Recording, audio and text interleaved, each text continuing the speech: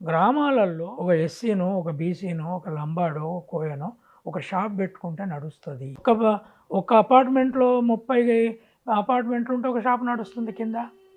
మీరు షాపులు ఎందుకు పెట్టొద్దు? అంటే మనకు మెంటల్‌గా ఏమైంది? వ్యాపారం మనం చేయొద్దు. కానీ వ్యాపారం నువ్వు చేయకుండా నువ్వు ధనవంతునివి కావు.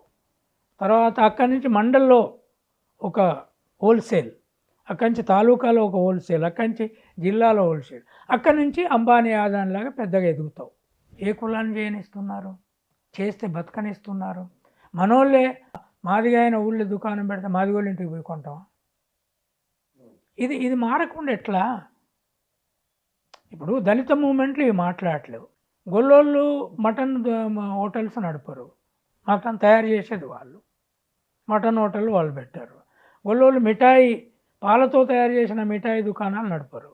మరి ఇక నువ్వు ఎట్లా పెద్దవవుతావు? పాలిటీషియన్ అవుతావు. 60 కోట్లు లేకుండా ఎమ్మెల్యేకి పోటీ చేయలేవు. బిజినెస్ లేకుండా ఏదవుతుంది?